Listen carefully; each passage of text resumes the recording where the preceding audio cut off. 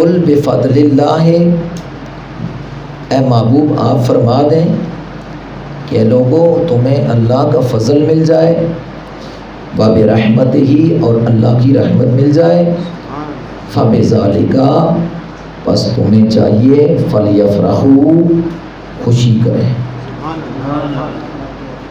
اب یہ آیت ہے قرآن پاک کی جس میں فضل اور رحمت کے ملنے پر خوشی منانے کا حکم ہے اللہ کی طرف سے۔ اب دیکھنا یہ ہے کہ اللہ کا فضل اور اللہ کی رحمت کیا ہے، اللہ کا فضل اور اللہ کی رحمت کیا ہے۔ ویسے تو آپ دیکھیں اگر اللہ کی نعمتوں کا شمار کریں، چھوٹی بڑی نعمتوں کا شمار کریں، تو خود اللہ قرآن میں فرماتا ہے فَإِن تَعُدُّوا نِعْمَتَ اللَّهِ لَا تُحْصُوهَا، اگر تم میری نعمتوں کا، میرے فضل کا شمار کرنا شروع کر دو تم گنتی نہیں کر سکتے۔ میں نے بندے پر بہت بڑے احسان کیے، میں نے بہت بڑا فضل کیا، میں نے بہت بڑی جو ہے وہ رحمت کی۔ اللہ کی رحمت بھی بہت بڑی ہے، فضل بھی بہت بڑا ہے، نعمتیں بھی بے شمار ہیں، احسان بھی اس نے بہت کیا، ایک ایک نعمت دے کر احسان کیا۔ لیکن قرآن میں کہیں نہیں فرمایا کہ میں نے تجھے یہ دیا ہے اور احسان کیا ہے، اور کہیں نہیں فرمایا قرآن پاک میں فقط حضور کے علاوہ کہ یہ میرا فضل ہے، یہ میرا بڑا فضل ہے۔ فضل تو سارا ہی اللہ کا، یہ میرا بڑا فضل، یہ میری بڑی رحمت، یہ میرا بڑا احسان ہے، یہ لفظ ہے۔ یہ جب فرمائے تو پھر یہ فرمایا کہ سب سے بڑا فضل اگر دیکھنا ہے تو وَبَشِّرِ الْمُؤْمِنِينَ بِأَنَّ لَهُم مِّنَ اللَّهِ فَضْلًا كَبِيرًا، فضل میرا محبوب ہے، سب سے بڑا فضل میرا محبوب ہے۔ اور نعمت کے بارے میں فرمایا کہ اگر نعمت دیکھتا ہے تو نعمت بھی میری سب سے بڑی حضور کی ذات ہے۔ وَأَمَّا بِنِعْمَةِ رَبِّكَ فَحَدِّثْ، اور نعمت کا خوب چرچا کرو، نعمت کا خوب چرچا کرو۔ تو جہاں یہ نعمت ہے تو اس نعمت سے مفسرین نے کہا کہ یہ نعمت حضور کی ذات ہے۔ تو جہاں فضل کا ذکر آیا فضلاً کبیرہ کا، تو فرمایا مفسرین نے کہ اس فضل سے مراد بھی حضور کی ذات ہے۔ اور رحمت کے بارے میں فرمایا تو فرمایا سب سے بڑی جو رحمت ہے وہ حضور کی ہی ذات ہے۔ وَمَا أَرْسَلْنَاكَ إِلَّا رَحْمَةً لِّلْعَالَمِينَ، اور ہم نے آپ کو تمام جہان والوں کے لیے رحمت بنا کر بھیجا ہے، تمام جہان والوں کے لیے۔ اللہ کی سب سے بڑی رحمت حضور کی ذات، سب سے بڑا فضل حضور کی ذات، سب سے بڑی نعمت حضور کی ذات۔ اب ہم چھوٹا فضل مل جائے ہمیں تو ہم خوشی کرتے ہیں، ہم چھوٹا فضل مل جائے تو ہم خوشی مناتے ہیں، نہیں کرتے کہ نہیں مناتے، خوشی کرتے ہیں، خوشی کا اظہار کرتے ہیں، اس خوشی کی بشارت دوسرے کو دیتے ہیں کہ یا اللہ نے میرے اوپر یہ فضل کیا ہے، اللہ نے میرے اوپر یہ رحمت کی ہے، اللہ نے مجھ پر یہ مہربانی کی ہے، اللہ نے مجھ پر یہ احسان کیا۔ یہ کہتے ہیں کہ نہیں کہتے؟ چھوٹی سی چھوٹی رحمت اور فضل ہو جائے تو ہم اس کا اظہار کرتے ہیں، دوسرے کے سامنے کرتے ہیں۔ معمولی سی بات ہے، اگر کسی کے گھر میں بچہ ہی پیدا ہو جائے، کسی گھر میں بچہ کیا ہے؟ فضل ہے، نعمت ہے، اللہ کی رحمت ہے۔ صرف مکے والوں کے لیے نہیں، تیرا بیٹا نعمت بن کر، رحمت بن کر، فضل بن کر تیرے گھر آیا تو تو خوشی منائے، ٹھیک ہے؟ پر آمنہ کا لال اس پوری کائنات کے لیے فضل بن کر، رحمت بن کر، رحمت بن کر، فضل بن کر، نعمت بن کر آئے، پھر تجھے تکلیف کیوں ہو؟ جبکہ قرآن میں تیرے بچے کا حکم قرآن میں نہیں ہے، مصطفیٰ کی ولادت کا ذکر قرآن میں ہے، حضور کی آمد کا ذکر قرآن میں ہے، تیرے بچے کا تو نہیں ہے، اور تو خوشی منا رہا ہے۔ اس وقت تجھے کچھ یاد نہیں آیا، اور جب آمنہ کے لال کی ولادت ہوئی ہے تو اب تو کہتا ہے یہ جائز نہیں ہے۔ ذرا قرآن کی ایک الف لام میم، الف سے لے کر، الف لام بھی بڑی دور کی بات ہے، الف سے لے کر والناس کی جو سین کا آخری غنہ ہے، مجھے ایک لفظ بھی دکھا کہ اللہ نے فرمایا میلاد شرک ہے، میلاد ناجائز ہے، میلاد گناہ ہے، ایک بھی آئے کوئی مائی کا لال سامنے؟ قرآن کی یہ پڑھا ہوا الماری میں پڑھا ہوا قرآن پر میں قرآن پر ہاتھ رکھ کر کہتا ہوں کہ میلاد کا ذکر قرآن میں ہے۔ صرف ہمارے نبی کے میلاد کا ذکر ہی نہیں ہے، سب نبیوں جس نبی کا نام قرآن کے اندر آیا اس کے میلاد کا حکم بھی آیا ہے۔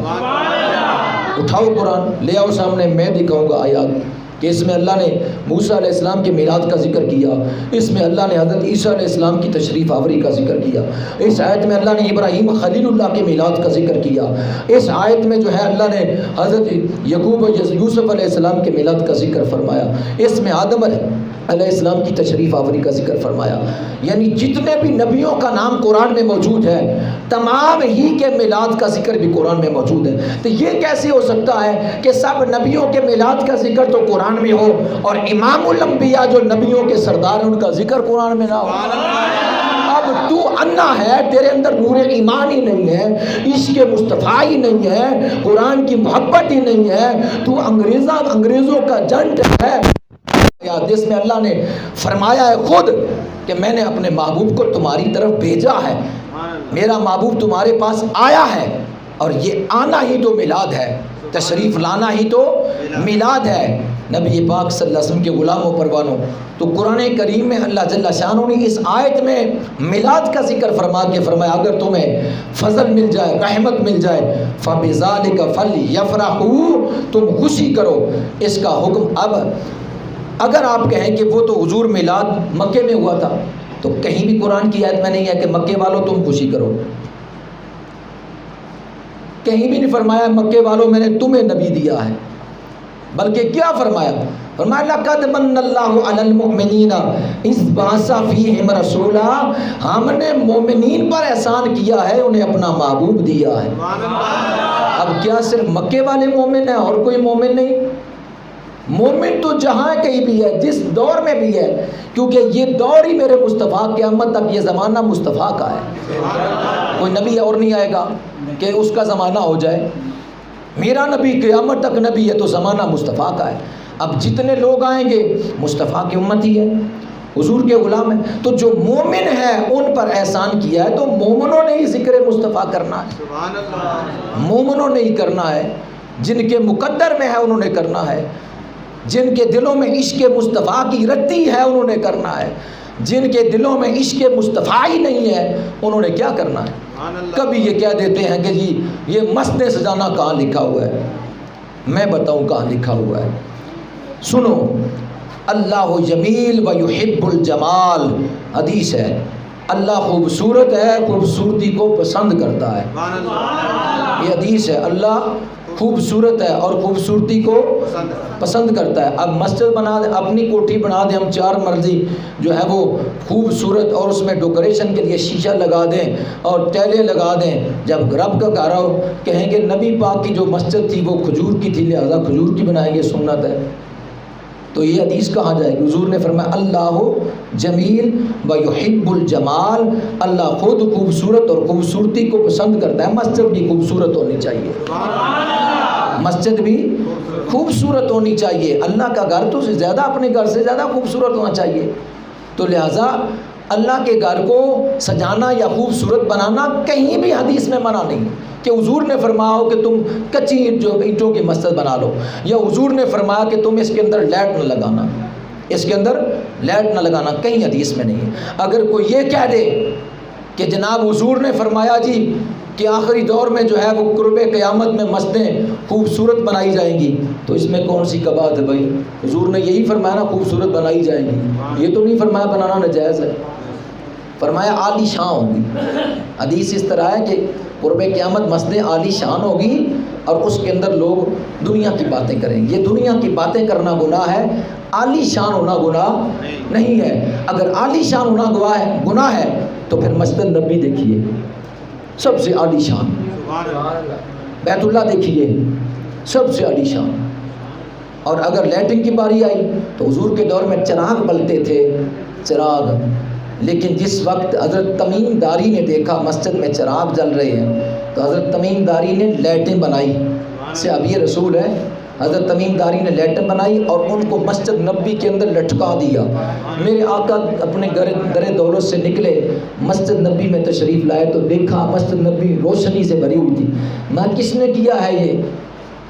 تو فرمایا، صحابہ نے عرض کیا یا رسول اللہ تمیم داری نے کیا ہے، حضور نے ان کے لیے دعا فرمائی، حضور نے ان کے لیے دعا فرمائی، نہیں منع فرمایا کہ تم نے یہ کیا کر دیا، نہیں فرمایا حدیث میں۔ حضرت فاروق اعظم صحابی رسول ہے، مقدس راتوں میں مسجدوں کی ڈیکوریشن کرتے، یعنی خوبصورتی کرتے، لائٹیں زیادہ کرتے، تو حضرت علی نے آ کر دیکھا، فرمایا کس نے ہماری مسجد کو روشن کیا ہے؟ حاجی عمر نے کیا۔ اللہ عمر کی قبر کو روشن کر دے، اللہ عمر کی قبر کو روشن کر دے۔ حضرت علی نے دعا فرمائی، قبروں کو اپنے مسجد کو روشن کرنے والوں کے لیے، مسجد میں لائٹیں لگانے والوں کے لیے مولا علی سے آپ یہ رسول نے دعا فرمائی۔ اگر کہیں کہ جی جناب یہ فضول خرچی ہے، تو پھر بیت اللہ کے اندر رہنے والے نجدی اور مسجد نبوی میں رہنے والے نجدی، ان سے جا کر پوچھئے یہ فضول خرچی ہے۔ نماز عصر کے بعد مکہ میں بھی لائٹیں جل جاتی ہے، مدینہ میں بھی لائٹیں جل جاتی ہے۔ عصر کی نماز کے بعد سورج سر کے اوپر کھڑا ہوتا ہے، لائٹیں لگ جاتی ہے، اور غروب ہو جاتا ہے، آفتاب غروب ہو جاتا ہے، پتہ ہی نہیں چلتا کہ غروب ہو گیا، یعنی لائٹیں کیونکہ پہلے جل رہی اپنی پوری جوپن پر روشنیاں برسا رہی ہوتی ہیں، اور اتنی لائٹیں مسجد نبی میں اور بیت اللہ میں ہے، بندہ گنے تو گن ہی نہیں سکتا۔ اگر یہ گناہ ہے، شرک ہے، تو پہلے جا کر ان کا گریبان پکڑ لو کہ تم تو ہمارے ہو اور کیا کر رہے ہو، تم تو ہمارے ہو اور یہ کیا کر رہے ہو، ہم لوگوں کو منع کرتے پھرتے ہیں اور تم یہ خود کر رہے ہو، جا کر پکڑیں گریبان ان کا۔ اور اگر نہیں، اگر کوئی یہ کہہ دے، مثلا وہابی کہہ دے کہ جناب وہابی اگر کہے کہ لائٹیں زیادہ لاتے ہو، تو کہو کہ وہ مکہ میں رہنے والی وہابی ہے، ان سے جا کر پکڑ۔ اگر کوئی دیوبندی کہہ دے کہ لائٹوں کا ثبوت کہاں ہے، تو 100 سالہ جب دسنے دارالعلوم دیوبند ہوا، پھر ان سے پوچھیں، اخبار کے تراشے نکالیں، اتنی لائٹیں لگائی دارالعلوم دیوبند اس کے اوپر اور گلیوں میں، کہ اتنا پیسہ خرچ ہوا کہ کروڑوں کی تعداد میں وہ رقم تھی جو فقط جھنڈیوں پر اور لائٹوں پر لگائی تھی۔ میں پوچھنا چاہتا ہوں کس حدیث سے ثابت کیا تھا، پوچھنا چاہتا ہوں کس حدیث سے ثابت کر کے یہ مدرسے کو سجایا تھا لائٹیں سے اور جھنڈیوں سے؟ اس وقت نبی کی حدیث یاد نہ آئی؟ میلاد مصطفیٰ پر تمہیں یاد آتی ہے؟ اگر یاد ہے بھی تمہارے سامنے حدیث تو لاؤ کہ جس میں حضور نے فرمایا ہو کہ مسجد میں لائٹیں لگانا جائز نہیں، یا حضور نے فرمایا ہو کہ مسجد میں جو ہے وہ اس طرح ڈیکوریشن کرنا جائز نہیں۔ رہی بات جھنڈے کی، تو جھنڈے کا ثبوت بھی قرآن میں حدیث میں موجود ہے۔ میرے مصطفیٰ کریم علیہ السلام جب جنگوں پر جاتے تھے، صحابہ کو علم عطا فرماتے تھے۔ جو صحابی آگے جاتا، کسی کے ہاتھ میں لال جھنڈا ہوتا، کسی کے ہاتھ میں سبز جھنڈا ہوتا، کسی کے ہاتھ میں جناب سفید جھنڈا ہوتا، کافروں کے ہاتھوں میں بھی جھنڈے ہوتے، مسلمان صحابہ کرام کے ہاتھوں میں بھی جھنڈے ہوتے۔ اور جب حضور کی ولادت ہوئی، اگر کوئی کہہ دے وہ تو جنگوں پر علم دیے، تو اگر کوئی کہہ دے حضور کے میلاد پر دکھاؤ، تو ہاں دیوبندیوں، وہابیوں، سنیوں کی کتابوں میں، سب کی کتابوں میں لکھا ہوا ہے جب حضور کی ولادت ہوئی ہے تو جبریل 3 جھنڈے لے کر آئے تھے، اور ایک کو جس طرح آپ نے یہ مسجد میں سامنے لگایا درخت کے اوپر، گویا یہ درخت بھی مسجد کا ہے، آپ نے درخت کے اوپر لگا دیا ہے جھنڈا، جس طرح یہ لگا ہوا، اسی طرح جبریل نے بیت اللہ کی چھت پر لگایا تھا، یعنی یہ جھنڈا بھی آپ کا ثابت ہے، مسجد کے اندر جھنڈا لگانا بھی ثابت ہے۔ پر تمہارے مدرسوں کے اوپر باب قائد اعظم کا جشن عید میلاد النبی، اپنے جشن آزادی کا جھنڈا لگاؤ، یہ حدیث میں اس کا ذکر نہیں ہے۔ اپنے جھنڈے نظر نہیں آ رہے تمہیں، میلاد مصطفیٰ کے نظر آ رہے ہیں، پتہ چلا بغض مصطفیٰ، حضور کے ساتھ محبت نہیں ہے، بغض مصطفیٰ۔ کیڑے نکالتے ہیں، کیڑے کون نکالتا ہے؟ جس کا اندر کوڑا ہو، جس کے اندر عشق مصطفیٰ ہو، وہ کبھی نہیں کیڑے نکالتا۔ یہ کیڑے نکالنے والی بات ہے کہ آپ جب اپنے بچے کی شادی ہوتی ہے، 3 دن لائٹیں لگی ہوتی، اس وقت فضول خرچی نظر نہیں آتی۔ میں نے اس دن بھی حدیث پڑھی تھی کہ حضرت حسن بصری نے فرمایا میرے پاس اود پہاڑ کے مثل سونا ہو تو نبی کے میلاد پر خیرات کر دوں۔ اس واسطے یہ جھنڈوں کا ثبوت بھی ہے حدیثوں میں، یہ لائٹنگ کا ثبوت بھی ہے حدیثوں میں، یہ مسجد سجانا بھی کہیں نجائز نہیں، گناہ نہیں، شرک نہیں۔ ہاں اگر کوئی تمہیں کہے شرک ہے، اسے کہے لکھ کر دے مائی کا لال بن، لکھ کر دے شرک ہے۔ اگر کوئی کہے بدعت ہے، اسے کہے لکھ کر دے بدعت ہے، تاکہ تیرے اوپر فتویٰ لگائیں، زبانی کلامی نہیں، کیونکہ بندہ مکر بھی جاتا ہے نا، ادھر کہہ دے کہ جی میں کہا تھا، ادھر کہہ دے میں نے نہیں کہا تھا، ٹھیک ہے، پتر لکھ کر دے سین کر کے دے تاکہ فتویٰ لگائیں، کیونکہ شرک کے اوپر اور احکام شرعی ہے اور بدعت کے اوپر اور احکام شرعی ہے، گناہ ہو تو پھر اور احکام شرعی ہے، نجائز ہو تو پھر اور احکام شرعی ہے۔ اگر کوئی نجائز کہے گا تو پھر اس کے اوپر اور شرع، اگر کوئی شرک کہے تو اس کے اوپر اور شریعت کا قانون لاگو ہوگا، اگر کوئی بدعت کہے تو اس یعنی کچھ تو کہے تاکہ اس کے مطابق دلائل پیش کریں کیا کہتا ہے۔ تاکہ اس کے اوپر پیش کریں. اگر کوئی کہے کہ جی مسجد سجانا جائز نہیں، تاکہ ہم صحابہ سے ثابت کریں انہوں نے سجائی ہے، تو اب بتا کہ صحابہ نے جائز کیا کہ ناجائز، اب بتا. اگر کوئی کہ شرک ہے تو ہم تاکہ اس کو لکھوانے کیا کہتا ہے، گناہ کہتا ہے تب بتائیں، شرک کہتا ہے تب حکم لگائیں، بدعت کہتا ہے تب یہ بھی بتانا پڑے گی بدعت کی کتنی قسم کی، اس میں کتنی ہے، اور اس قسم میں سے کون سی قسم کہہ رہا ہے، تاکہ اس کے ذریعے جو ہے قانون اس کے اوپر لاگو ہو. پتہ کچھ بھی نہ ہو اور جناب اعتراض محمد عربی کی ذات پر ہو، محبوب رب کائنات جناب حضور جس کے لیے اللہ نے سارا کچھ بنایا ہے. یہ چاند ستارے سجائے اللہ نے اپنے محبوب کے لیے. خود فرما دیا، یہ حدیث قدسی ہے، فرمایا آدم محمد کو پیدا نہ کرتا تجھے بھی نہ پیدا کرتا. سبحان اللہ. موسیٰ میرے محبوب پر درود و سلام پڑھا کر، محمد کو پیدا نہ کرتا تجھے بھی پیدا نہ کرتا. فرمایا میں نے سب نبیوں کو نبوت دی ہے تو نبی کی وجہ سے دی ہے، میں نے سب رسولوں کو رسالت دی ہے تو محمد عربی کی وجہ سے دی ہے. یہ اللہ قرآن میں، یہ اللہ جو ہے حدیث قدسی میں اللہ فرما رہا ہے، یہ اللہ کا پیغام ہے. اس لیے جب حضرت بابا آدم علیہ السلام مائی حوا کی طرف جو ہے وہ نشر الدین فی ذکر نبی الحبیب اس کے اندر، اور ابھی 2 گھنٹے پہلے میں یہ پڑھ کے آیا حدیث، ابھی 2 گھنٹے پہلے یہ میں پڑھ کے آیا. اشرف علی تھانوی کی اس کتاب میں لکھا ہوا ہے کہ حضرت آدم علیہ السلام کو اللہ نے فرمایا میرے محمد پر 20 مرتبہ درود پڑھ، یہ حق مہر ہے. یعنی نبیوں رسولوں کو اللہ نے یہ عزتیں وسیلتیں اپنے فضیلتیں عطا فرمائی ہے محمد کی وجہ سے، اور تجھے مفت وارے کو محمد کا کلمہ پڑھنا نصیب ہوگا اور تو اعتراض کرتا پھرنا. مسجدیں سجا رہے ہیں جی، یہ بدعت کر رہے ہیں جی، یہ نجائز کر رہے ہیں جی، یہ جائز کر رہے ہیں جی، یہ فلاں کر رہے ہیں جی، یہ ڈینگ کر رہے ہیں جی. ذات کی کوڑ کلی شدیرہ نو جب سامنے تے آ کے بک بک کر کچھ پتہ بھی لگا ہے کی بڑ بڑ کر کی بڑ بڑ کر دیں، سانو بھی سنا کوئی سامنے آئے کوئی کہ سان کی بڑ بڑ ہے، تاکہ یہ تو گناہ، یہ بچہ ہے، اس کو میں کہنا شروع کر دوں جی جائز نہیں جائز نہیں، اس بیچارے کو کیا پتہ. میں ڈاکٹر صاحب کو کہہ دوں جائز نہیں جائز نہیں، اب اس بیچارے کو کیا پتہ دین کیا کہہ رہا ہے، کیونکہ دنیا کا علم ہے نا، دین کا تو نہیں حاصل کیا. کیا خیال ہے، دین کا تو نہیں حاصل کیا. میں آپ کو یعنی اس بچے کو کہہ دوں شرک کی تعریف کیا ہے، اس کا لغوی معنی کیا ہے جی، اصطلاحی معنی کیا ہے جی. لفظ شرک میں جو لفظ ہیں، ایک ایک جو لفظ ہے اس کی گردان اور سیگا سنا، اب یہ کیا سنائے گا، کیا خیال ہے. اب بڑ بڑ کرے تو کسی سامنے کرے نا، کسی عالم کے سامنے کرے، کسی پڑھے لکھے کے سامنے پڑھے جو دین کو جانتا ہے سمجھتا ہے. پیچھے بڑ بڑ کرنا یہ شیطان لوگوں کا کام ہے، مسلمانوں کا کام نہیں ہے. اور جب حق بات ہم کہتے ہیں اس وقت کیا کہتے ہیں، یہ کہتے ہیں جی یہ اختلافی مسئلہ کرتے ہیں جی. جب حق بات ہو تو یہ جی اختلافی مسئلہ ہے، جب حق بات ہو یہ جی جناب لڑائی والا مسئلہ ہے. اچھا حق بات لڑائی والا مسئلہ ہے، حق بات لڑائی والا، حق بات پر اگر لڑائی ہوتی ہے تو پھر انہوں نے کہا تھا حضور علیہ السلام کو بھی، اگر کہیں تو دنیا کا مال آپ کو دے دیں، دنیا کا مال آپ کو دے دیں، اچھی سب سے اچھی عورت کے ساتھ شادی کر دیں، جو آپ چاہتے ہیں. اگر کہیں تو کنبے کا کیا پورے مکے کا سردار بنا دیں. فرمایا پھر کیا ہوگا، سردار بھی بنا دیتے ہیں، مال بھی دے دیتے ہیں، اچھی عورت کے ساتھ نکاح بھی کر دیتے ہیں. پر لا الہ الا اللہ، فقط پہلا جو جملہ تھا کہ اللہ کے سوا کوئی معبود نہیں ہے، کیونکہ اس میں ہمارے خداؤں کی توہین ہے. لا جب آپ کہتے ہیں نا، لا نفی ہے نا، کہ کوئی معبود نہیں فقط اللہ کے سوا. جب یہ آپ لا کہتے ہیں نا کوئی معبود نہیں، تو ہمارے خداؤں کی نفی ہے، یہ نہ کہیں. آپ نے فرمایا میرے ایک ہاتھ پر سورج رکھ دو، ایک پر چاند رکھ دو، مگر لا الہ الا اللہ کہنے سے باز نہیں آؤں گا، باز نہیں آؤں گا. سچ آنکھیں بامبڑ مچدا ہے، جھوٹ آنکھیں سب کچھ بچتا ہے.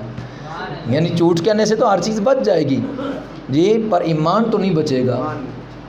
وقتی طور پر تو جھوٹ کہنے سے، دشمن کے ساتھ میل ملاپ کرنے سے، اس کی آمیں ہاں کرنے سے وقتی طور پر تو جان بچ جائے گی، پر ایمان چلا جائے گا. ایمان چلا جائے گا. قبر میں کیا وہ دوست کام آئے گا؟ نہیں. قبر میں تو ایمان نے کام آنا تھا. قبر میں تو مصطفیٰ کریم علیہ السلام نے کام آنا. شفاعت تو دوست کی نہیں چلے گی، حضور کی چلے گی. کلمہ حضور کا پڑھا ہے، دوست کا نہیں پڑھا. جھنڈا حضور کا ہوگا، لوہے کا، ہم قیامت کے روز اس کے نیچے کھڑا ہونا ہے، وہ دوست کے نیچے نہیں کھڑا ہونا. اور جام کوثر حضور کے ہاتھ سے ملے گا، دوست کے ہاتھ سے نہیں ملے گا. وفا اگر حضور سے کی تو بلے بلے، دنیا چند روزہ ہے، نہ کی تو پھر ٹھیک ہے تھلے تھلے. وفا کی تو بلے بلے، نا وفا کی تو تھلے تھلے۔ صرف چھوٹی سی مثال دے دو، یزید کہہ رہا تھا نا حسین کو بیعت کر لے، کیا ہوگا؟ بیعت کر لیتا تو پھر کیا ہوتا؟ سارا کچھ مل جاتا، ہر چیز مل جاتی، ہر چیز مل جاتی، دنیا کائنات کی ہر چیز مل جاتی۔ پر آپ نے فرمایا بیعت کر لوں تو ہر چیز تو مل جائے گی، پر اللہ رسول کی رضا تو نہیں ملے گی۔ حسین مر جائے گا، شہید ہو جائے گا، کنبہ شہید کروا دے گا، پر اللہ رسول کی رضا کے سوا کسی غیر کو راضی نہیں کرے گا۔ اس لیے حضور کا دیکھو نا، حضور کی بات ہو رہی ہے۔ اگر کوئی یہ کہہ دے مسجد میں اس طرح بیٹھنا اور ذکر کرنا جائز نہیں، تو لاؤ دلیل ہے۔ صحابہ اکرام بیٹھ کر مسجد نبوی میں حضور کے میلاد کا ذکر کرتے تھے، اور حضور کی باقاعدہ حدیث ہے، حضور نے خود فرمایا ہے، اللہ نے قرآن میں فرمایا، نبی نے اپنی حدیث میں فرمایا۔ اللہ نے قرآن میں فرمایا فَاذْكُرْ فِي الْكِتَابِ اسماعیل، اسماعیل علیہ السلام کا کتاب میں ذکر ہے کرو، ابراہیم کا کتاب میں ذکر ہے کرو، اسماعیل کا ذکر کرو، موسیٰ علیہ السلام کا ذکر وَاذْكُرْ فِي الْكِتَابِ موسیٰ، یعنی تمہاری کتاب قرآن پاک میں موسیٰ کا ذکر ہے کرو، تو یعنی گن گن کر بتایا کہ ان کا ذکر کرو۔ تو جب ان کا ذکر کرو تو پھر اپنے محبوب کی باری آئی تو فرمایا وَرَفَعْنَا لَكَ ذِكْرَكَ، ہم نے آپ کا ذکر تو آپ کے لیے بلند کر دی ہے، آپ کا ذکر تو آپ کے لیے بلند۔ اور پھر محمد کا معنی یہ بہت زیادہ تعریف کیا گیا، اتنی تعریف کیا گیا کسی فرد کی ہوئی نہیں اب تک، آدم سے لے کر عیسیٰ تک بھی کسی نبی کی نہیں ہوئی اتنی تعریف جتنی محمد صلی اللہ علیہ وسلم کی تعریف ہوئی ہے اور ہوگی۔ کیونکہ جب سے اللہ نے اپنے محبوب کو بنایا ہے تب سے آپ کی تعریف ہو رہی ہے، تب سے آپ کی۔ اللہ قرآن میں کہیں نہیں فرمایا کہ میں موسیٰ علیہ السلام پر درود پڑھتا ہوں، میں عیسیٰ علیہ السلام پر درود پڑھتا ہوں، میں آدم پر درود پڑھتا ہوں، لیکن فرمایا میں تو اپنے محبوب پر درود پڑھتا ہوں، ایمان والو تم بھی پڑھو۔ درود پڑھتا ہے اللہ، کوئی قید نہیں، اللہ نے نہیں بتایا اس آیت میں کہ تم کب پڑھو کب نہ پڑھو، اور میں کب پڑھ رہا ہوں اور کب نہیں پڑھ رہا، نہیں ہے، وہ تو پڑھ رہا ہے، جب سے ہے وہ تب سے پڑھ رہا ہے، جب تک ہے وہ تب تک پڑھ رہا ہے۔ اب جب سے ہے یہ اس سے پوچھو جب سے، کب وہ کب سے، اور وہ کب تک ہے اسے ہی پوچھ لو کب تک ہے۔ تو وہ کیا کر رہا ہے؟ اور تو کچھ نہیں کر رہا، وہ تو اپنے محبوب پر رحمت اور برکت نازل فرمائے، درود پاک پڑھ رہا۔ تو محمد تعریف کیا گیا، بہت زیادہ تعریف کیا گیا، بہت ہی زیادہ تعریف کیا گیا۔ تو قرآن میں فرمایا جگہ جگہ پر نبیوں کا ذکر کرو، نبیوں کا ذکر کرو۔ اگر کوئی کہہ دینا نہیں جی مسجد اللہ کے لیے اللہ کا ذکر کرو، تو اللہ قرآن میں فرما رہا ہے نبیوں کا ذکر کرو، اور حضور حدیث میں فرما رہے ہیں ذکر الصالح، ذکر الانبیاء والصالحین تنزل الرحمہ۔ اللہ کے محبوب فرماتے ہیں انبیاء کا ذکر کرو، اولیاء کا ذکر کرو، جب تم انبیاء اولیاء کا ذکر کرو گے تنزل الرحمہ، اللہ کی رحمت برسے گی، اللہ کی رحمت برسے گی۔ اب گھر میں کرو تب بھی برسے گی، مسجد میں کرو تب بھی برسے گی، کسی محفل میں کرو تب بھی برسے گی، دو دوست بیٹھ کر کرو تب بھی برسے گی، ایک اکیلا بیٹھ کر مصلی پر ذکر مصطفیٰ کرے تب بھی رحمت برسے گی، تب بھی رحمت برسے گی۔ یہ کہیں نہیں ہے کہ تم ذکر مصطفیٰ کرو گے تو یہ نجائز کام کر دیا تم نے، یہ جی فلاں سے ثابت ہے، فلاں سے ثابت ہے۔ اگر پھر فلاں سے ثابت ہے تو پھر تیرے پکے مکان کہاں سے ثابت ہے، پھر تیری یہ موٹر سائیکلیں کہاں سے ثابت ہے، پھر تیرے یہ دنیا کے تمام معاملات روزمرہ کے جو گھروں میں ہو رہے ہیں یہ کہاں سے ثابت ہے، یہ کہاں سے پھر ثابت ہے؟ مصطفیٰ کریم علیہ السلام کا کچا دور تھا، کچے پیالے مٹی کے، کچے گھر تھے، کچے مکان تھے، کھجور کی ٹہنیاں تھی، کچی مسجدیں تھی، کلین نہیں تھے، اور جناب والا کے وضو خانے نہیں تھے، باتھ روم میں نہیں تھی۔ اگر پھر پورا سنت پر چلتا ہے تو پھر وہ دور لے آ، اپنی مسجدیں اس طرح بنا، اپنے گھر اس طرح بنا، اور کیا لوگوں کو جناب والا کہ حضور کی سنت اس طرح ہے، حضور کی سنت کیا کیا چیز پھر ناجائز کرو گے؟ کیا بخاری سی، مسلم سی، ابن ماجہ، نسائی اور ابو داؤد، ترمذی، یہ سیاستہ کی کتابیں اور دوسری سیرت کی کتابیں کیا مصطفیٰ کریم علیہ السلام کے دور میں تھی؟ بتائیے نا، نہیں تھی نا۔ چلو یہ تو دور کی بات ہے یار، بعد والے لوگوں نے لکھ ہے، یہ ہماری الماریوں میں قرآن پڑھا ہے، یہ پہلے یہی ثابت کر دے کہ حضور کے دور میں اس صورت میں تھا، حضور کے زمانہ پاک میں اس کتابی شکل میں تھا، ثابت تو کرے پہلے، کوئی بھی نہیں ثابت کر سکتا۔ کیوں کہ جب جبریل وحی لے کر آتے تھے تو اس وقت وہی حضور کی ذات پر نازل ہوتی تھی. جو کاتب وہی صحابہ تھے وہ پتوں پر لکھتے تھے, وہ چمڑے کے اوپر لکھتے تھے, کھجور کے پتوں پر چمڑے کے اوپر لکھتے تھے قلم کے ساتھ. جی وہ قلم بھی ہوتا تھا, وہ لکڑی کا قلم یا ایک جانور کا کھمب پر ہوتا تھا, اس پر کے ساتھ لکھتے تھے. میں نے اپنی خود آنکھوں سے حضرت عثمان غنی کا ہاتھوں سے لکھا ہوا قرآن دیکھا ہے. خود مسجد نبوی میں حضرت عثمان غنی نے جو خود اپنے ہاتھوں سے لکھا تھا وہ میں نے پر بھی دیکھا ہے. اور وہ جو جس میں سیاہی ڈالی جاتی, سیاہی تو نہیں تھی, قد کا زمانہ گزر گیا اتنا عرصہ, سیاہی تو اس میں نہیں تھی, لیکن وہ جو بوتل تھی وہ اس کی بنی ہوئی تھی پتھر کی, وہ پتھر کی بوتل اور وہ قرآن کا نسخہ جو خود ہاتھ کے اوپر لکھا, ہاتھ سے لکھا تھا موٹے موٹے لفظوں والا, اور وہ پر, ان تینوں چیزوں کی میں نے خود زیارت کی ہے. تو وہ چمڑے پر لکھتے تھے قرآن پاک, حروف وہی ہیں وہ. اچھا اگر آپ کہیں گے جی یہ کتابی صورت, اور یہ بھی اگلی بات بھی کہہ دوں, یہ جو زبر زیر پیش ہے یہ بھی کسی صحابی نے نہیں لگائی, نہ نبی نے لگائی ہے نہ کسی صحابی سے ثابت ہے. یہ جو قرآن کے اوپر زبر زیر شد مد جزم, وہ لا کا نا قرآن پڑھا کہ میرے نبی نے جو پتھروں کے اوپر لکھوایا وہ پڑھوں گا, یہ تو پڑھنا جائز نہیں ہے. کیونکہ آپ کہتے نا جائز نہیں ہے, کہاں ہے ثابت؟ یہی بات کرتے ہیں نا, ہر بات میں شرک بدعت, جائز نہیں جائز نہیں جائز نہیں. تو پھر کہہ دے یہ قرآن جی اصلی نہیں ہے لہٰذا میں یہ نہیں پڑھوں گا. وہ لے کر آیا جس کے اوپر زبر زیر پیشیں نہیں تھی, وہ لے کر آ. اس کے اوپر زبر زیریں تو حجاج بن یوسف نے لگائی تھی. حجاج بن یوسف ظالم تھا بادشاہ, اس نے یہ لگوائی تھی ہماری آسانی کے لیے تاکہ ہم پڑھ لیں لوگ. یہ اس نے زبر زیریں پیشیں لگائی ہے. تو یہ کتابی صورت میں اس وقت ہوا ہے. آج ہم پوری دنیا میں کلام وہی ہے, کلام میں شک نہیں ہے. کلام میں کتابی نسخہ بعد میں کیا گیا, یعنی اس کی زیریں زبریں پیشیں بعد میں لگائی گئی, اور اس کو جو ہے جلد کی صورت میں بعد میں جو ہے وہ تیار کیا گیا. حضور کے زمانہ میں جو تھا وہ اس کے اوپر پتوں کے اوپر لکھا ہوا اور اس کے اوپر چمڑوں پر لکھا ہوا, اور حضور سے سن کر صحابہ زبانی یاد کر لیتے تھے, صحابہ کے سینوں پر لکھا ہوا تھا. یا ایک بات اور بھی یاد ہے, اگر کوئی کہے جی حضور نے فرمایا قرب قیامت مسجدیں جو ہے خوبصورت ہو گئیں, تو پھر میں یہ بھی کہوں گا حضور نے فرمایا قرب قیامت قرآن پاک کے الفاظ اٹھ جائیں گے, حافظوں کے سینوں سے بھی اٹھ جائیں گے, سورج ادھر کے بغیر ادھر سے طلوع ہونا شروع ہو جائے گا. اس میں کہاں نجائز فرمایا کہ ادھر سے طلوع جب ہونا تو تم جو ہے وہ پکڑ کا ادھر کر دینا.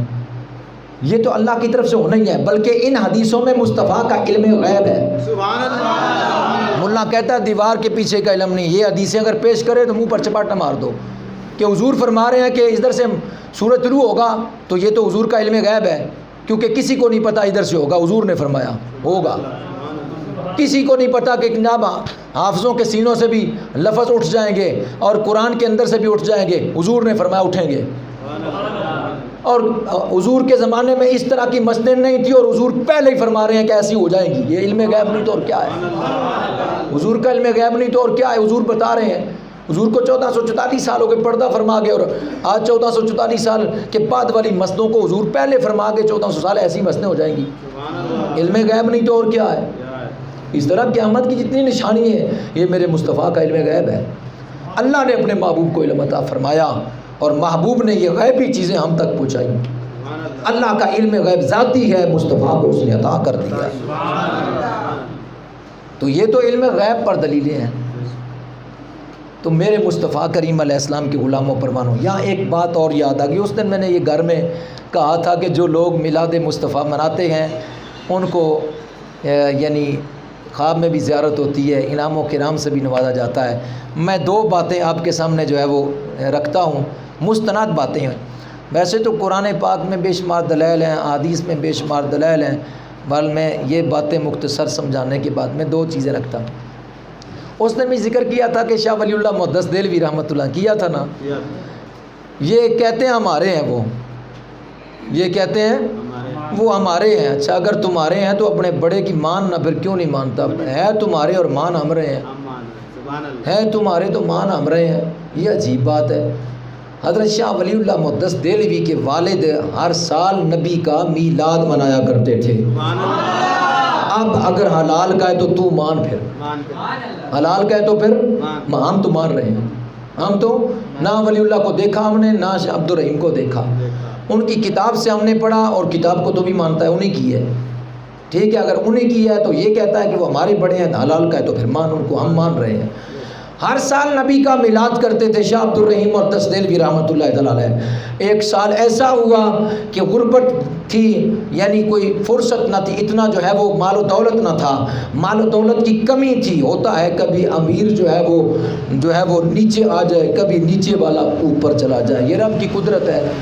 چاہے تو ایک لمحے میں جو ہے وہ امیر کو غریب کر دے اور غریب کو امیر کر دے، یہ اس کی مرضی ہے، یہ اس کی شان ہے.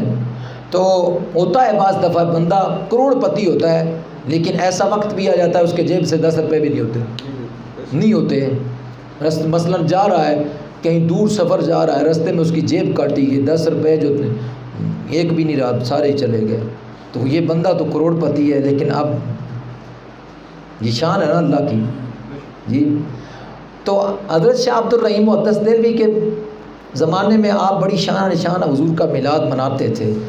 12 ربیع الاول شریف کو ہی مناتے تھے، یعنی اس وقت ہی. اور ایک وقت ایسا بھی آیا کہ وہ مال و دولت کی کمی کی وجہ سے پریشان تھے کہ مال و دولت نہیں ہے، اب کیا کروں، میلاد کا زمانہ آ گیا، وقت آ گیا ہے. تو لیکن پھر دل میں خیال آیا، کیونکہ پرانے دور میں لوگ چنے گھر میں پڑے رہتے تھے، لوگوں کے گھر چنے کی اکثریت ہوا کرتی تھی، یہ فصل زیادہ ہوتی، چنے چھولے جسے ہم کہتے ہیں. تو کہنے لگے اچھا گھر میں بنے ہوئے چنے پڑے ہیں، چلو کوئی بات نہیں، نبی کا میلاد پڑھیں گے، میلاد پڑھنے کے بعد لنگر میں چنے پیش کر دیں گے. واجب تو نہیں ہوگا نا، واجب فرض تو نہیں کہ فلاں چیز دو، فلاں چیز دو یا فلاں ہی دو، نہ دو. ذکر مصطفیٰ ہے، ذکر مصطفیٰ سنا اور گھروں میں چلے جاؤ. نہیں دیا تو کوئی مسئلہ نہیں، اگر دے دیا ہے تو بہت بڑی فضیلت ہے. بھوکے کو کھلانا حدیث میں ہے، بڑی فضیلت ہے. پیاسے کو پانی پلانا کتنی فضیلت ہے. ایک بتا دوں، حضور علیہ السلام کی بارگاہ میں ایک صحابی آیا، اس نے کہا جی کہ عورت نے کتے کو پانی پلا دیا، فرمایا واجبت جنت، اس پر جنت واجب ہو گئی. کتے کو پانی پلا دیا، جنت واجب ہو گئی. تو اتنے بندوں کو پانی پلانے سے، کھانا کھلانے سے جنت نہیں ملے گی؟ کھانا کھلانا بہت بڑی فضیلت رکھتا ہے، پانی پلانا بہت بڑی فضیلت رکھتا ہے. اگر نہیں، فرصت میں ایک مثال دے رہا ہوں، کوئی مسئلہ نہیں. ہم کب کہتے ہیں کہ جی واجب ہے، فرض ہے، لازمی ہے؟ ہم نہیں کہتے. ہم یہ بھی نہیں کہتے کہ میلاد منانا تمہارے اوپر فرض ہے، نہیں. ہم کہتے ہیں یہ مستحب ہے، ثواب کا کام ہے. تم کہتے ہو نجائز ہے تو پھر آؤ سامنے، تم کہتے ہو شرک ہے تو پھر آؤ، تم کہتے ہو بدعت ہے تو پھر آؤ، تم کہتے ہو نجائز ہے تو پھر آؤ، پھر آؤ.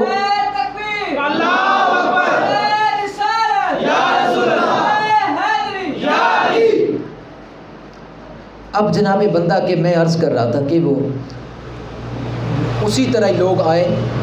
اچھا لوگ آتے پتہ کیوں تھے؟ ایک تو میلاد کی محفل میں آتے تھے حضرت شاہ عبد الرحیم محدث دہلوی کے گھر. دوسری وجہ یہ تھی کہ وہ جو بات میں نے آپ کو بتائی تھی وہاں گھر میں بیٹھ کر، کہ حضرت شاہ عبد الرحیم کے پاس نبی پاک کی داڑھی مبارک کے ریش مبارک کے 2 وال تھے، اور ان والوں کی زیارت کرنے کے لیے آتے تھے، والوں کی زیارت کرنے کے لیے آتے تھے. اور میلاد مصطفیٰ بھی ہوتا تھا، پھر اس کے بعد لنگر ہوتا تھا. اور شاہ ولی اللہ محدث دہلوی فرماتے ہیں کہ میرے والد نے اسی طرح میلاد منوایا، اور منانے کے بعد جب لنگر تقسیم کرنے کی باری آئی تو چنے تقسیم کیے. کیا تقسیم کیے؟ چنے تقسیم کیے. اب ہم چاہے چاول تقسیم کریں، حلوہ کریں، چنے کریں، میٹھا چاول کریں، پھکا کریں، پھلڑیاں کریں، بسکٹ کریں، کسی کو کیا تکلیف؟ کسی کو کیا تکلیف؟ اب کوئی آپ کو کہہ دے یہ بسکٹ کہاں لکھا ہوا ہے؟ یہ تو عجیب ہی سوال ہے. آپ جو مرضی کریں، اپنی من مانی کی زندگی بسر کریں، جو مرضی کریں، کچھ بھی کر لیں. آپ تو جائز ہے جی، یہ قرآن میں بھی ہے، حدیث میں بھی ہے. نجائز بھی جائز ہے، حدیث میں ہے، قرآن میں. ہمارے اوپر بس یہ کچھ یعنی عجیب قسم کی. تو یہ جو کچھ ہے نہ سنا کریں. اگر کچھ کرے اس میں اٹھ کے دفع ہو جائے، رحم دیا تو العالدہ نہیں، نبی دی ذات تنقید کرنا ہے، دفع ہو جا. اسی یار دشمن نو بھی تو کہہ دینا، کوئی بندہ آن کے ساڑے گل پہ جیسے کہتے ہیں جا دفع ہو جائے، کی خیال ہے؟ تو یار میرے باپ نو کو کہے او جی پیڑا ہے تو میں کہاں جا دفع ہو جا، میری ماں نو کوئی برا کہے میں آخا جا دفع ہو جا، تو اللہ دے نبی دے متعلق کوئی کہے تو پھر کیوں نہیں نکلتا جا دفع ہو جان کہ چلے پترے واہ اتھوں خنزیرہ۔ صحابہ کرام داڑھیوں سے پکڑ پکڑ کر ایسے لوگوں کو، منافقوں کو نماز پڑھتے تھے وہ حضور کے پیچھے۔ جب حضور جنگ پر گئے نا اودھ کی جنگ میں، رستے سے بھاگ آئے، حضور ادھر کافروں کے سامنے آئے اور کافروں نے جناب آپ کے اوپر چڑھائی کر دی اور صحابہ کرام بکھر گئے اودھ کے میدان میں، عجیب حالت ہو گئی۔ اور اس وقت 300 کا منافق جنہوں نے کلمہ پڑھا ہوا تھا عین حضور صلی اللہ علیہ وسلم کو چھوڑ کر کافروں کے نرگے میں وہ مسجد نبی میں نماز پڑھ رہے تھے۔ مسجد آئیے سمجھ نہیں آئی، وہ مومن بنے ہوئے تھے جی، اور اودھ کے میدان میں کافروں کے گھیرے میں ہیں اور آپ کا دانت مبارک کا کچھ حصہ بھی شہید ہو گیا، یہ بے ایمان نماز پڑھ رہے تھے۔ اب بتائیے ادھر اللہ کے نبی کی حفاظت کرنی تھی یا ادھر نماز پڑھنی تھی؟ حفاظت کرنی۔ جاؤ خندق کے جناب موقع پر حضور علیہ السلام کی 3 نمازیں قضا ہو گئی، خندق کھودتے کھودتے صحابہ کرام کی نمازیں قضا ہو گئی۔ کس لیے وہ لگے ہوئے تھے؟ دین کی بقا کے لیے لگے ہوئے تھے۔ 3 نمازیں قضا ہو گئی، تو یہ بھی نماز قضا کر لیتے، پر یہ منافق تھے، ان کے دلوں میں اس کے مصطفیٰ نہیں تھا، اس لیے حضور کو رستے میں چھوڑ کے آ گئے اور کہتے تھے ہم پکے مسلمان ہیں، ہم پکے مسلمان ہیں۔ اور جب ان کے بارے میں حکم آیا نا قرآن میں سورۃ المنافقون نازل ہوئی کہ یا رسول اللہ ان کو مسجد نبی سے نکال دو۔ آج کہتے ہیں یار وہ فلانا بندہ ہے تو مسجد وچوں کٹ دیتا تو جناب جی آکھن گے جی فلانے نو کٹ دیتا، اوے نبی دی سنت ہے اگر کوئی بندہ فتنے باز مسجد آ جائے انہوں کٹ دیو، نبی دے صحابہ دی سنت، اللہ دی سنت اور نبی دی خود سنت چوں داڑیاں ایڈیاں ایڈیاں وڈیاں نمازاں پڑھنا نکل جاؤ۔ ہوں پتہ ہی کرتے ہیں ایک دوسرے کو ویکھ کے اکھاں مار دین کہ انہوں پہلے نہیں پتہ لگا تھا اج کیویں پتہ لگ گیا۔ جڑا منافق ہوندا ہے سب تو پہلے نبی دے علم تے اعتراض کردا ہے کہ نبی نو علم غیب نہیں، منافق دی یہ نشانی۔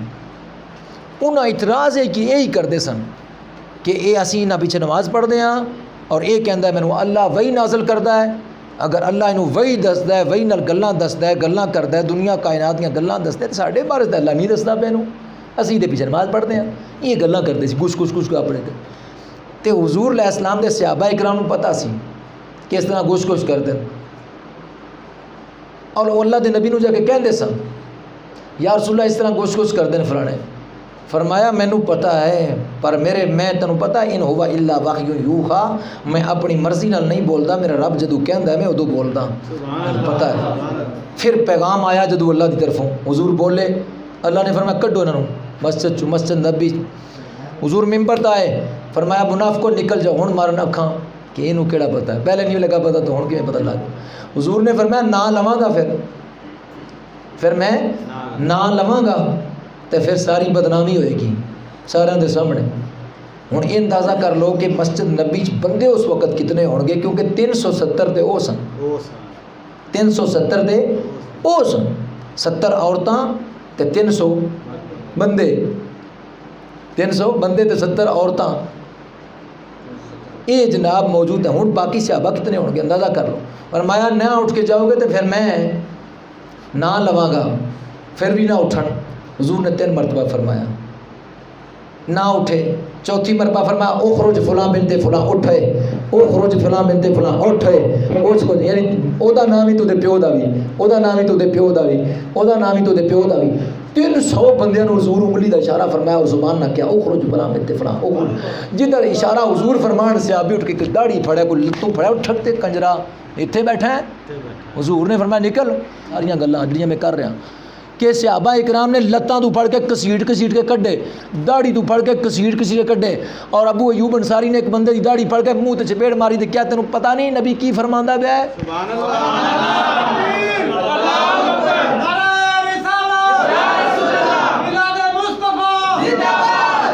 اس تسی حضور دی شان بیان کرو گے او دا منہ جڑا لمک جائے گا لوٹے طرح،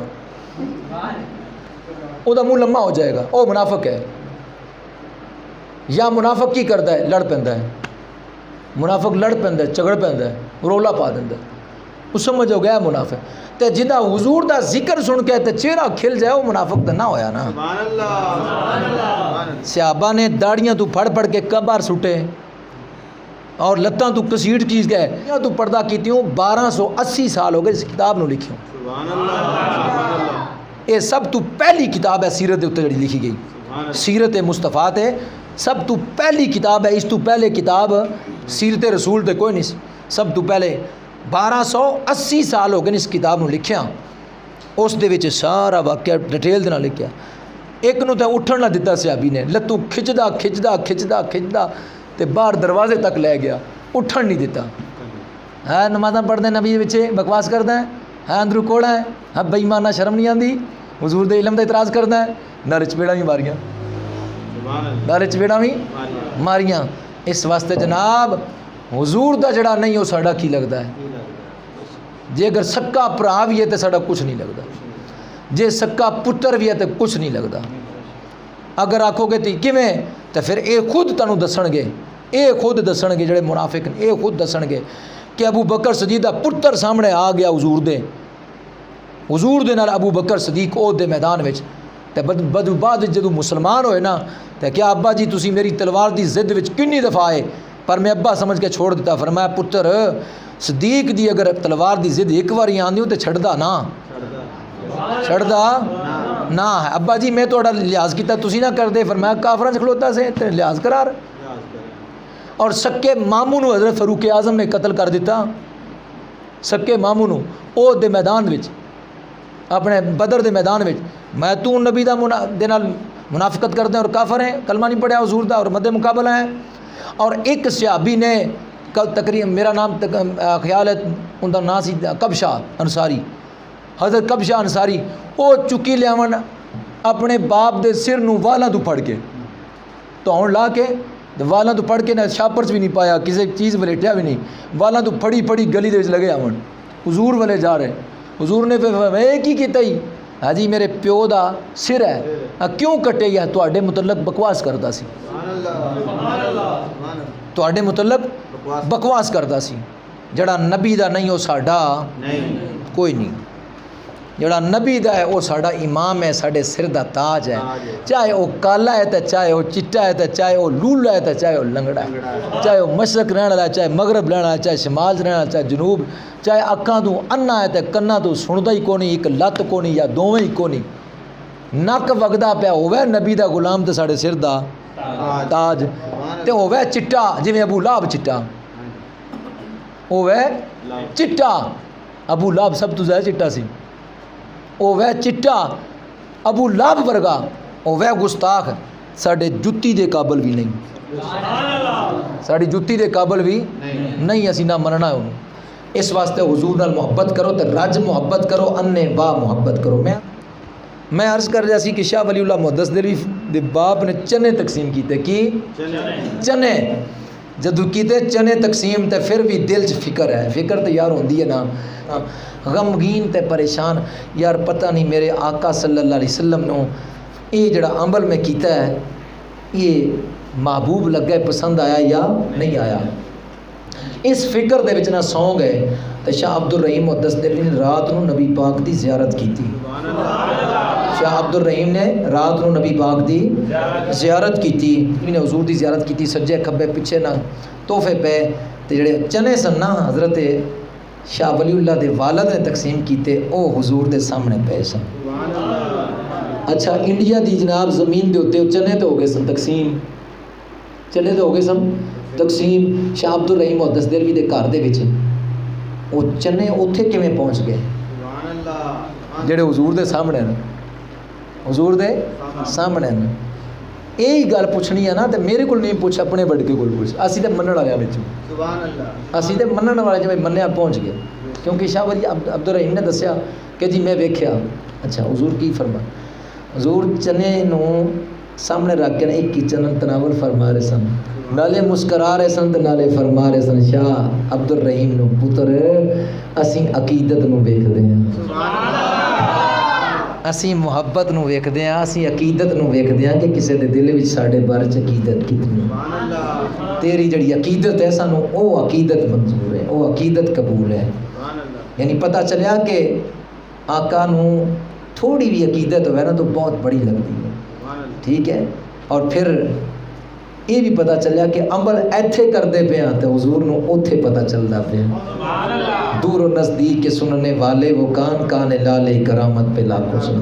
اور نیڑیوں ہی سن دیں تو دوروں بھی سن دیں. جویں ایک مادی آلہ ایتھوں چلاندے تے بعد والا بھی سندا ہے تے امریکہ چ اگر فون ملائیں تو وہ بھی سندا ہے. اگر کہیں جناب والا جی یہ مادی آلہ ہے نا تو میں آکھاں گے تار تے لگی کو نہیں. مادی آلے وچ اتنی پاور ہے تے روحانی آلے وچ کتنی پاور ہوے گی. یہ تے مادی ویکھے ہی, روحانی تے تو ویکھے ہی کو نہیں. روحانی تے ویکھے ہی کو نہیں. کیوں نہیں ویکھیا؟ تو روحانی لوکاں نال تعلق نہیں رکھیا. روحانی لوکاں نال تعلق نہیں رکھیا, روحانی لوکاں نے قریب ہی نہیں آیا. اگر تیرا تعلق روحانی لوکاں نال. مزید معلومات کے لیے ہمارا یوٹیوب چینل فیضان زندہ پیر وزٹ کیجیے.